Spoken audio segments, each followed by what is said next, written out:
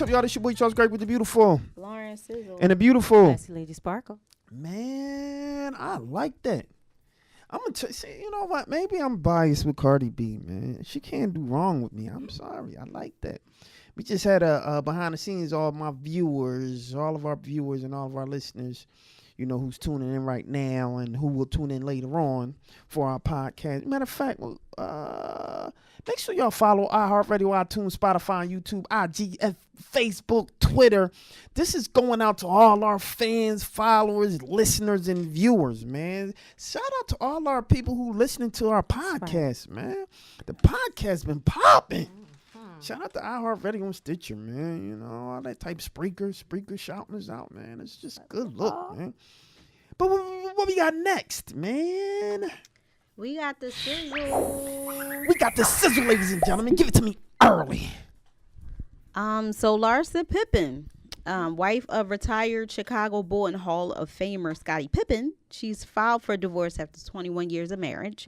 So the couple who originally filed for divorce back in 2016, which that was filed by Scottie, this time they have cited it as irreconcilable differences as the reason. So around the time that Scottie filed for divorce in 2016, the police were called out to their home twice in 1 week for domestic disturbances, according to People. The recorded calls to police surfaced, and Larsa was accusing Scottie of being verbally aggressive towards her. There was no mention of any type of physical altercation. Yeah, you know. Right. So they reconciled back in February 2017, and they were trying to repair their marriage, but it didn't work. The couple had 4 children together, and Larsa is seeking joint legal custody, spousal support, and legal determination of the division of their property. Wow. I hate when people fight over custody, man. It's just so hard, man. Well, she did say joint legal that's dope. custody. I like that. She didn't say sole or full custody. Yeah. So, the children suffer the most, though, through all these divorces. They do. Yeah. They do. But, I mean, sometimes they suffer if they were together. To stay in that situation. You got that right. True. You're seeing all these things, and then you definitely got that right. Damaged goods. Yeah, but you just made me think of like Will and Jada, and they have their little Red Table Talk. They have their show, which is awesome. But I know you saw that where Will was just like, "We're not going to do this. We're not doing this." Even though he was like, "I watched my mom be abused." He was like, "We're not doing that." So shout out to Will Smith. Shout out to Will. Yes.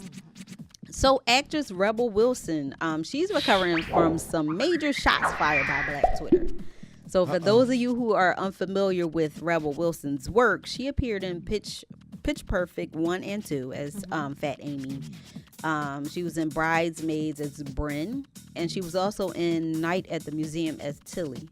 So she recently did an interview on The Ellen Show where Ellen asked her about the new movie that she's acting and producing in called Isn't It Romantic? Well, she goes on to mention that she's kind of proud to be the first ever plus size girl to be the star of a romantic comedy. Well, I'm sure like some thoughts have come to your minds, but you know, Black Twitter, they had to step in and set Rebel straight. Right. And one person was like, she isn't the first plus size woman to play the lead in a romantic comedy. Queen Latifah and Monique have both played rom-com leads. You see my face? I was like, wait. Right. I'm like, where's she getting this from? Yeah. But she tried to come back at that person, was like, yeah, I, of course, know these movies, but it was questionable as to whether, one, technically, those actresses were plus size when they filmed those movies. What? Or two, technically, those films are categorized, billed as a studio rom-com with a soul lead. Cut it out. So there's a slight gray area. So who's going to be weeding through the muck of gray? Right. Well, of course, Monique, she had to set her straight via a tweet. Thank you, Monique. Here we go. Yes. And she was like, hey, my sweet sister. I know that's Hey, my loves. Hey, baby. Hey, my loves. Hey, my sweet sister. Let's please not allow this business to erase our talent with giving gray areas and technicalities. Take a moment and know the history. Don't be a part of erasing it. I wish you the best. And that was that was very well put. Yes, it was. Yeah, so she replied to Monique and she said, "Hi Monique, it was never my intention to erase anyone else's achievements, and I adore you and Queen Latifah so much. I support all plus size ladies and everything positive where we are doing together." So people were still roasting her. Like after this, she started blocking people. But then, later she had to issue an apology, and she was like, in a couple of well-intentioned moments, hoping to lift my fellow plus-size women up, I neglected to show the proper respect to those who climbed this mountain before me, like Monique, Queen Latifah, Melissa McCarthy, Ricky Lake, and likely many others. That's right. Melissa McCarthy ain't black. Ricky Lake ain't black. Well, Rebel isn't either, so I guess she probably tried to just, All right. Quick question: is Queen Latifah still on tour? Or is the tour over? Who? Queen Latifah. Who? Queen Latifah. Oh, Queen Latifah. Queen Latifah. Is she on tour? She She's still finished on the tour? sizzle. Cause I think I missed the tour. I know. I want to know. Lady Esther wanted to go. well, she might be doing another one. We're gonna have to follow. We're gonna have to follow the tour. Follow the tour. Yeah. So I'm just gonna move right along to the next story. So, just 2 days shy of election. This is just 2 days shy of this election for today.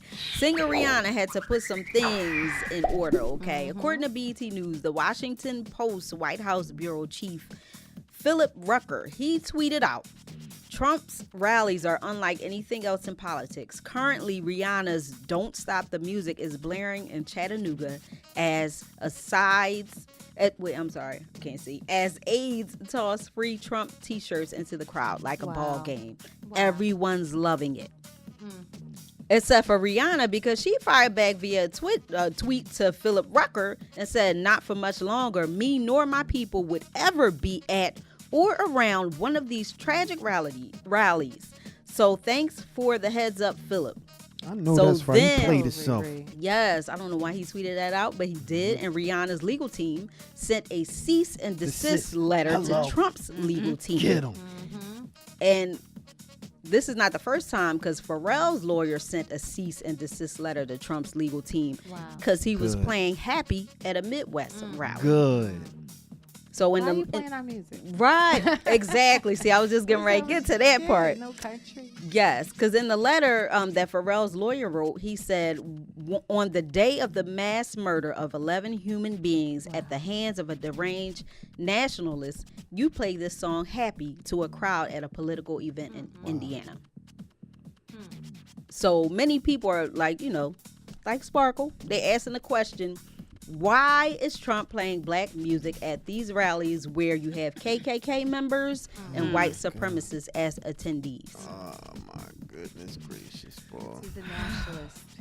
That's why. Yes. No, they're terrorists. Stop. Call it the way it is. Listen, nationalist is just calling it if you're agnostic, atheist. Like it's the same. I'm agreeing with you. I'm not sure. Like, we're not welcome there. Yeah. But they're playing our music. Like, okay. Anyway, finally, moving right along. I have a word to give out.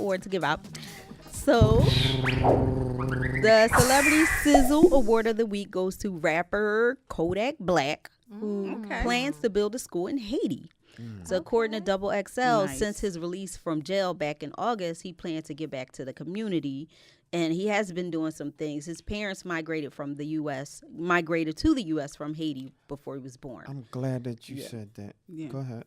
What? That's why he wanted to do school because there. I was going to say he could be doing the school here. Absolutely, but I'm glad you said it But because that's where he's from. Yeah, he is doing some things here. Because last month he donated $10,000 to the Jack and Jill Children's Center in Fort Lauderdale. Yes, and then 2 weeks ago he donated $2,500 to the family of fallen South Carolina, Philadelphia officer Terrence Caraway.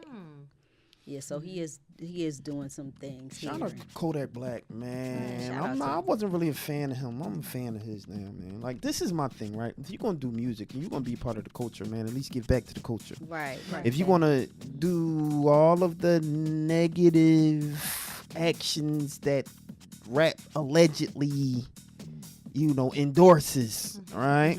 At least give back and do the right things, man, because otherwise you're just a detriment to the community, man. So I'm a big proponent of being able to, be in hip hop and do and say whatever you want in hip hop, as long as you give back too, man. That's part of the culture. You can't take away the culture, man. It is what it is. Yep. They've been having a hard time over in Haiti too. Yeah, I know. Yeah. For a while. I appreciate that award system. Yeah, sure. That was what's up. Yeah. I never knew that. And they don't promote that kind of stuff. They You don't. know what I mean? Absolutely. They'll say if you got locked up, Woo! but they won't tell you that. So was that the sizzle? That was the sizzle. So that was the sizzle, ladies and gentlemen. It's your boy Charles Gregory with the beautiful Lauren Sizzle. and the beautiful Classy Lady Sparkle. Lady S. Dot. What we got coming up next? Focus by her. Focus by her. We'll be right back at this, y'all. Holla.